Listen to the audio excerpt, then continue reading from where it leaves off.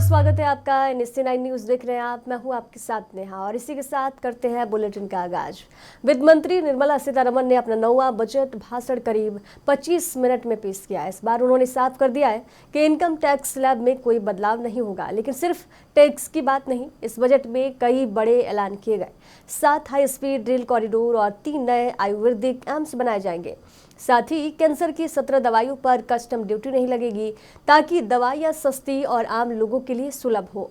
पश्चिम बंगाल के डानकुनी के लिए एक नया फ्रेट कॉरिडोर बनाया जाएगा। अगले वित्त वर्ष 2026-27 के लिए 12.2 लाख करोड़ रुपए का पैक्स तय किया गया है, जो पिछले साल के 11.2 लाख करोड़ रुपए से ज्यादा है। केरल, तमिलनाडु, ओडिशा और आंध्र प्रदेश में दुर्लभ खनिजों के लिए विशेष कॉरिडोर बनाए जाएंगे। देश के बड़े टेक्सटाइल पार्क भी स्थापित किए जाएंगे। Tourism. The tourism sector has the potential to play a large role in the employment generation, forex earnings, and expanding the local economy. I propose to set up a National Institute of Hospitality by upgrading the existing National Council of Hotel Management and Catering Technology. It will function as a bridge between academia, industry, and government. I also propose a pilot scheme for upskilling 10,000 guides in 20 iconic tourist sites through a standardized, high-quality, 12-week training course in hybrid in collaboration with the Indian Institute of Management. A national destination digital knowledge grid will be established to digitally document all places of significance, cultural, spiritual, and heritage. This initiative will create a new ecosystem of jobs for local researchers, historians, content creators, and technology partners. India has the potential and opportunity to offer world-class trekking and hiking experience. We will develop ecologically sustainable mountain trails in Himachal Pradesh, Uttarakhand, and Jammu Kashmir. Also in Araku Valley in the Eastern Ghats and Podigai Malai in the Western Ghats.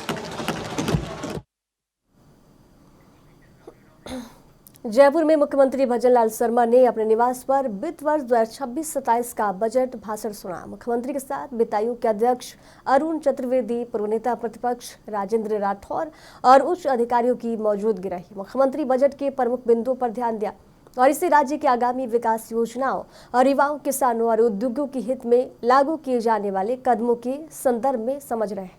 इस अवसर पर अधिकारियों और नीति निर्धारकों के साथ विस्तृत चर्चा भी की गई।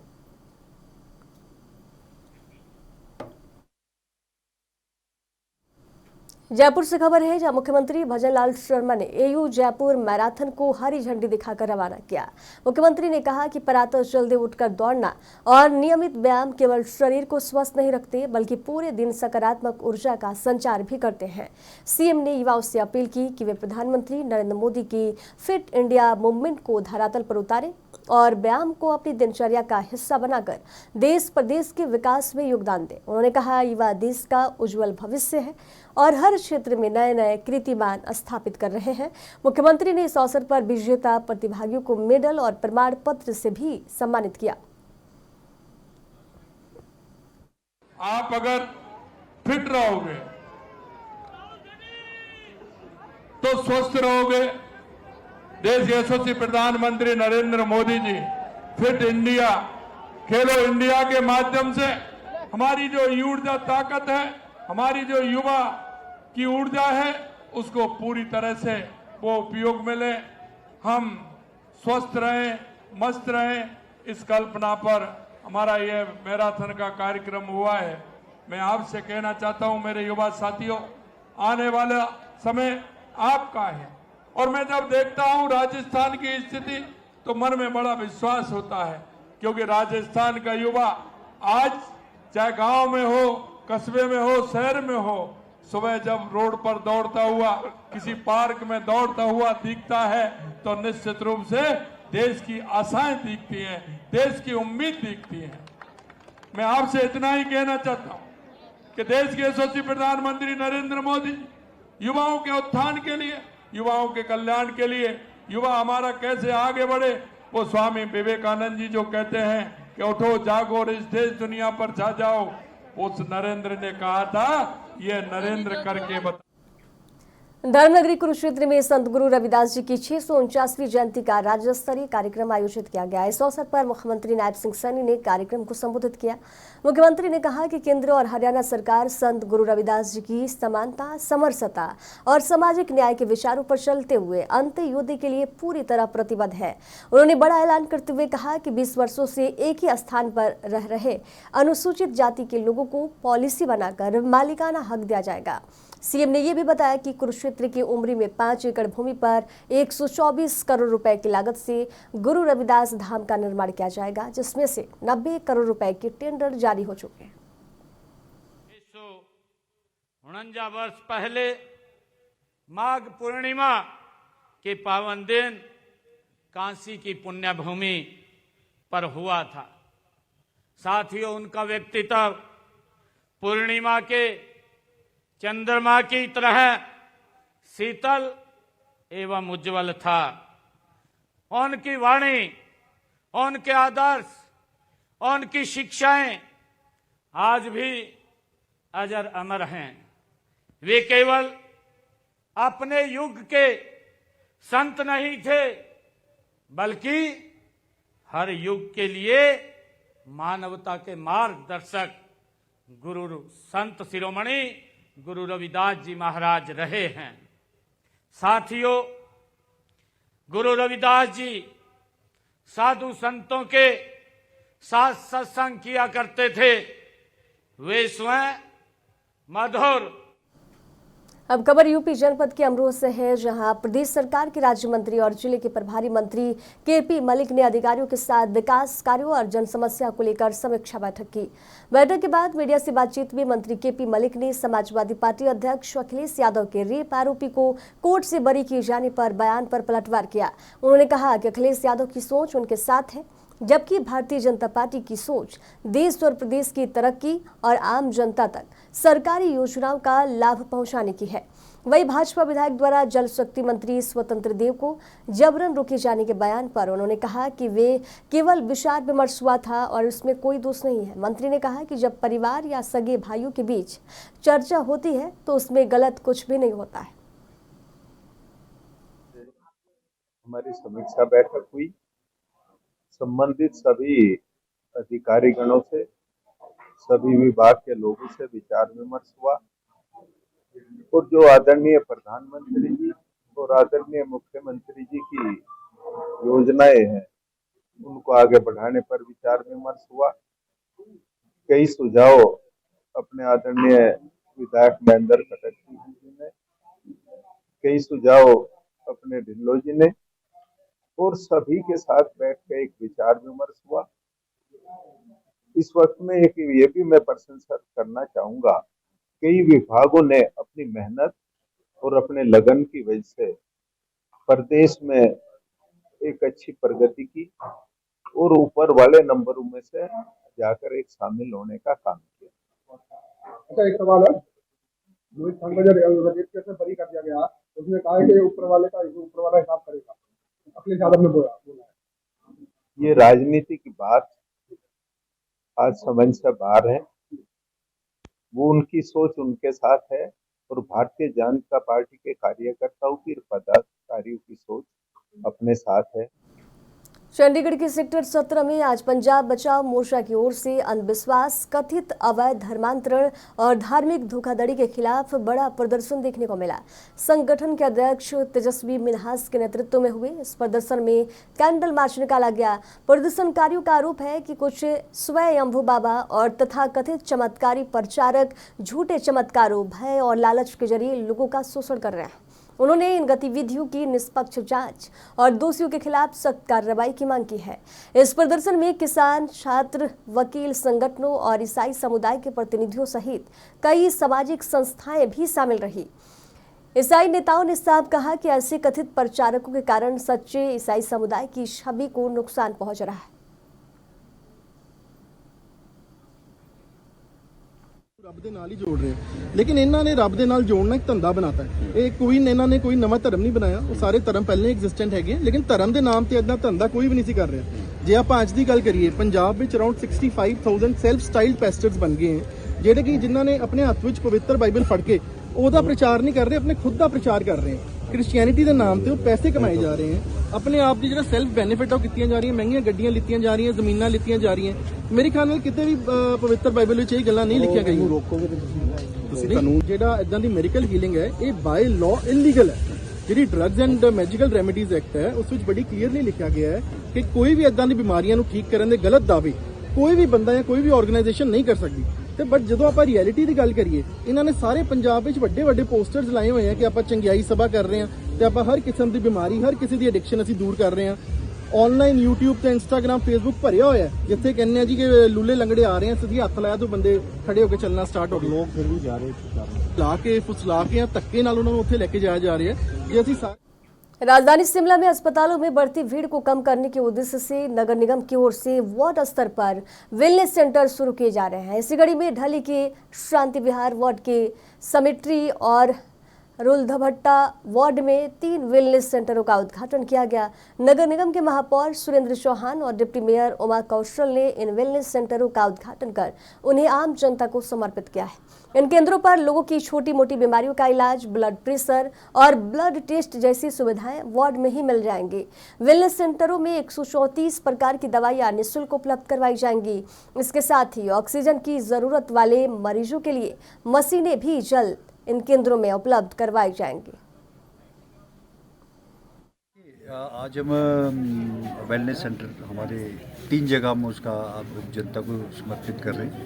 जिससे पहले मैं अभी रुलदुपट्टा गया था, कुफ्टाधार में, वहाँ इसी तरह का हमने वेलनेस सेंटर का उद्घाटन किया। और इसके बाद हमें आज यहाँ शांति विहार वार्ड में, जिनके हमारे माननीय पार्षद विनय कुमार जी और मेरे साथ उमा कौशल जी डिप्टी मेयर और नरेंद्र ठाकुर जी भी जो साथ लगते, दोनों वार्ड है हमारे यहाँ के। एक बहुत बड़ी सुविधा जनता को मिलेगी। मेरा ऐसा मानना है कि इसमें 134 तरह की हम मेडिसिन दे रहे हैं। इसमें ब्लड टेस्ट भी होंगे, शुगर भी है, शुगर टेस्ट भी होगा। और इसके अलावा जो बच्चे आफ्टर प्रेगनेंसी महिलाएं आती हैं, जो बच्चों को इंजेक्शंस लगते हैं, वो उसका डे फिक्स करेंगे। उसमें यहाँ सारे बच्चों को इंजेक्शन वगैरह सब यहाँ लगेंगे। इसके अलावा जो साथ में जो सीनियर सिटीजन्स है या जिस तरह के ब्लड प्रेशर हो, बीपी का है, आपका हमारे पास स्ट्रेचर की अवेलेबिलिटी है, वो इन्होंने विनय जी ने अपने और नरेंद्र जी ने अपने रखे हुए हैं यहाँ पे। जो एनी टाइम कभी भी रात को कभी समस्या आती है तो हमने वो भी अवेलेबल रहेगा। तो साथ के साथ जो हमारे और जो टेस्ट होते हैं उसको भी हम उसमें। यूपी में प्रशासनिक फेरबदल का बड़ा कदम उठाया गया है। आगरा मंडलायुक्त शैलेंद्र कुमार के सेवानिवृत्त होने के बाद अब इस जिम्मेदारी की कमान नगेंद्र प्रताप को सौंपी गई है। सिर्फ आगरा ही नहीं, मथुरा में नई सीडीओ और फिरोजाबाद को नया नगर आयुक्त भी मिला है। यूपी सरकार ने कुल 6 IAS अधिकारियों के तबादले किए हैं, जिनमें कई जिलों के शीर्ष पदों पर नई तैनातियां शामिल हैं। नगेंद्र प्रताप यमुना एक्सप्रेसवे प्राधिकरण से आगरा मंडलायुक्त बने हैं और अब वे मंडल के प्रशासनिक मामलों को संभालेंगे। शासन का ये बड़ा निर्णय प्रशासनिक सुधार और प्रभावी तंत्र सुनिश्चित करने की दिशा में अहम माना जा रहा है।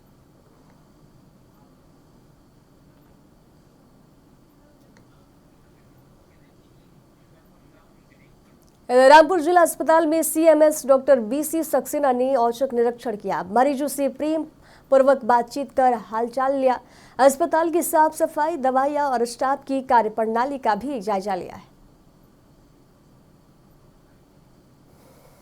तब से प्रतिदिन हर पेशेंट का हालचाल जाना जाता है, निरीक्षण लगातार चलता है। मेरा प्रतिदिन निरीक्षण चलता है और मैं दिन में भी अक्सर राउंड करता हूं और रात में प्रतिदिन राउंड करता हूं। और हर मरीज के पास जाके केवल यही नहीं कि उसकी दवा इंजेक्शन ये सब पूछना उसका, साथ साथ में उसे भोजन मिला नाश्ता मिला कि नहीं मिला, खाना मिला कि नहीं मिला, शाम के इंजेक्शन्स वगैरह सब लगे कि नहीं लगे, और उसकी जो सुविधाएं मिल रही हैं, चादर है, कंबल है, तकिया है, ये सारी सुविधाओं के बारे में मैं हर पेशेंट से जाके डिस्कस करता हूँ और उससे ये भी पूछता हूँ कि कोई सुधार की आवश्यकता तो नहीं है, कुछ और आप चाहते तो नहीं है, या आपको कोई चीज़ कमी तो नहीं लग रही है यहाँ पे। तो उन सब के बारे में मैं पेशेंट से लगातार इस चीज़ का फीडबैक लेता रहता हूँ और जहाँ पर भी मुझे कोई सुधार संबंधित कोई जानकारी प्राप्त होती है तो मैं तत्काल उस पर सुधार कराता हूँ। इसके अलावा मैं स्टाफ की भी नियमित जानकारी लेता हूँ, कोई स्टाफ नियमित रूप से कार्य कर रहा है कि नहीं कर रहा है, कोई किसी भी तरह से कोई। मुरादाबाद के सिविल लाइंस थाना क्षेत्र के एक पॉश कॉलोनी में चोरी की सनसनीखेज वारदात सामने आई है। चोरों ने घर के बाहर खड़ी कार को निशाना बनाया और पूरी योजना के तहत उसे चुरा लिया। घटना का पूरा दृश्य पास के घर सीसीटीवी कैमरे में कैद हो गया, जिससे पुलिस ने आधार बनाकर आरोपी की पहचान की। पुलिस की त्वरित कार्रवाई में एक साथी आरोपी इस्लामुद्दीन को गिरफ्तार किया गया है, जबकि उसका साथी अभी भी फरार है। जांच में यह भी पता चला है कि आरोपी के पास फर्जी नंबर प्लेट मोबाइल फोन बरामद हुए हैं। नगर पुलिस अधीक्षक कुमार रणविजय सिंह ने बताया कि फरार आरोपी की तलाश जारी है और जल्द ही उसे गिरफ्तार किया जाएगा। देखिए, ये क्रेटा गाड़ी थाना सिविल लाइंस के रामगंगा विहार क्षेत्र से चोरी हुई थी और उसके बाद सूचना पे तत्काल हम लोगों ने अभी अभियोग पंजीकृत करके अपनी टीमें लगाई थी। काफ़ी अथक प्रयास के बाद टीम को सफलता मिली है। इसमें एक लोनी गाजियाबाद का रहने वाला इस्लामुद्दीन है, उसको हम लोगों ने गिरफ्तार किया है और ये क्रेटा गाड़ी उसके पोजीशन से बरामद हुई है। इस गाड़ी के साथ कुछ फर्जी नंबर प्लेट्स वगैरह भी बरामद हुए हैं, मोबाइल्स वगैरह बरामद हुए हैं। इसका एक साथी जो अजय है, वो बागपत का रहने वाला है, वो भी फरार है, उसको भी हम लोग बहुत जल्दी गिरफ्तार करेंगे। तो 21 तारीख को जो क्रेटा चोरी हुई थी उसको। रामपुर जिले में पुलिस अधीक्षक के नेतृत्व में यातायात सुरक्षा माह का समापन समारोह आयोजित किया गया। इस अवसर पर जनप्रतिनिधियों और आमजन को सड़क सुरक्षा और यातायात नियमों के पालन के महत्व से अवगत करा गया। कार्यशाला में हेलमेट और सीट बेल्ट के अनिवार्य उपयोग, नशे में वाहन न चलाने, ओवर स्पीडिंग से बचने और वाहन चलाते समय मोबाइल फोन न प्रयोग करने जैसे महत्वपूर्ण विषयों पर जानकारी दी गई। पुलिस ने पैदल यात्रियों और स्कूल जाने वाले बच्चों की सुरक्षा पर भी जोर दिया। जनप्रतिनिधियों से अपील की गई कि वे अपने क्षेत्रों में आम नागरिकों को यातायात नियमों के प्रति जागरूक करने में सक्रिय सहयोग। आपको विदित होगा कि शासन द्वारा जनवरी माह को सड़क सुरक्षा माह के रूप में मनाया जा रहा था। इसमें तमाम कार्यक्रम हुए। आज उसी का समापन ARTO कार्यालय में किया गया, जिसमें सभी प्रतियोगी छात्रों को जो उसमें विजेता रहे उनको पुरस्कृत किया गया और यातायात के नियमों की जानकारी। और आगे लोगों से अपील की? आगे लोगों से यही अपील है कि इसको माह को मात्र एक सड़क सुरक्षा माह मानकर न माने, इसको संपूर्ण वर्ष ही जिस प्रकार नियमों का पालन करते रहें, यातायात का नियम। धौलपुर जिले में मौसम का मिजाज लगातार बिगड़ा हुआ है। शनिवार रात रुक रुक कर हुई बारिश ने ठंड बढ़ा दी, जिससे जनजीवन प्रभावित हो गया है। बीते करीब 15 दिनों से मौसम में उतार चढ़ाव बना हुआ है। कड़ाके की सर्दी और नमी के कारण आमजन के साथ साथ पशु पक्षियों की दिनचर्या भी प्रभावित हो रही है। किसानों का कहना है कि लगातार बारिश और ठंड से सरसों से पक्षियों की फसल को नुकसान की आशंका बढ़ गई है। खेतों में खड़ी फसल गिरने और दानों की गुणवत्ता खराब होने का खतरा बना हुआ है। वहीं आलू की फसल में सड़न और रोग फैलने की संभावना जताई जा रही है। ठंडी हवाओं और कोहरे के कारण सुबह के समय बाजारों में सन्नाटा पसरा रहा। स्कूल जाने वाले बच्चों और ग्रामीण इलाकों के लोगों को भी भारी परेशानी का सामना करना पड़ा। मौसम विभाग ने आने वाले दिनों में भी बादल छाए रहने और हल्की बारिश की चेतावनी जारी की है, जिससे किसानों की चिंता और बढ़ गई। धौलपुर जिले में जो वर्षा हो रही है, जिससे किसानों को नुकसान का सामना करना पड़ेगा। आलू है, सरसों है, ये कई फसलें हैं, उसमें नुकसान देखने को मिलेगा। जिससे आप करीब 5 की टाइम हो रही है, 5:05 हो रही हैं और इस टाइम देख रहे होंगे कि बहुत ज़्यादा धुआं टाइप, मतलब कोहरा जो कोल आ गया है और वर्षा झमाझम चल रही है। सवेरे से 8 बजे से बारिश हो रही है, जिससे किसानों को नुकसान देखने को मिलेगा। थोड़ा सा गेहूं में ज़रूर राहत मिलेगी, लेकिन गेहूं अब उस कतार पे पहुंच गया है, जिससे अगर बारिश चलती है तो गेहूं ज़मीन पर लेट जाएगा, यानी गिर जाएगा, तो नुकसान पूरी फसल का बर्बाद हो सकता है। अमरोहा के गजरौला क्षेत्र में ग्रामीणों का गुस्सा उस वक्त फूट पड़ा जब उन्होंने आनंदा फैक्ट्री के गेट पर पहुंचकर जोरदार तरीके से प्रदर्शन किया। ग्रामीणों का आरोप है कि फैक्ट्री से निकलने वाला केमिकल युक्त पानी आसपास की खेती योग्य जमीन को बंजर बना रहा है। प्रदर्शन कर रहे किसानों का कहना है कि पिछले करीब 5 वर्षों से उनकी फसलें लगातार खराब हो रही हैं, जिससे उन्हें भारी अधिक नुकसान उठाना पड़ रहा है। ग्रामीणों के अनुसार कई बार अधिकारियों को शिकायत दी गई और वीडियो भी वायरल किए गए, लेकिन अब तक कोई ठोस कार्रवाई नहीं हुई। ग्रामीणों ने प्रशासन से फैक्ट्री संचालकों के खिलाफ मुकदमा दर्ज कर सख्त कार्रवाई की मांग की।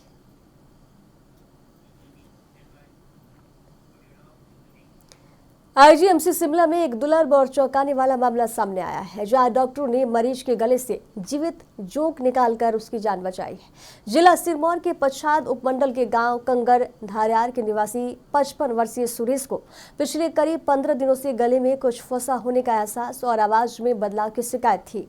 प्रारंभिक जांच के दौरान गले में काली रंग की हिलती हुई वस्तु दिखाई दी, जिसके बाद मरीज को आईजीएमसी शिमला रेफर किया गया। आईजीएमसी में ईएनटी विभाग की टीम ने आपातकालीन फॉरेन बॉडी ऑपरेशन कर मरीज के गले से जीवित जोंक को सफलतापूर्वक बाहर निकाला है। इस जटिल ऑपरेशन का नेतृत्व किया है डॉक्टर डिम्पल के भगलानी ने। इधर मेरठ के सदर बाजार थाना क्षेत्र में एक दर्दनाक सड़क हादसा सामने आया है। सड़क पार कर रहे युवक को तेज रफ्तार रोडवेज बस ने कुचल दिया। हादसे में युवक गंभीर रूप से घायल हो गया और मौके पर ही मौत हो गई। घटना के बाद इलाके में अफरा तफरी मच गई है। हादसे को अंजाम देने के बाद रोडवेज बस चालक बस को मौके पर छोड़कर फरार हो गया। सूचना मिलते ही पुलिस मौके पर पहुंची और शव को पोस्टमार्टम के लिए भेज दिया है। फिलहाल पुलिस सीसीटीवी कैमरों की मदद से फरार बस चालक की तलाश में जुट गई है।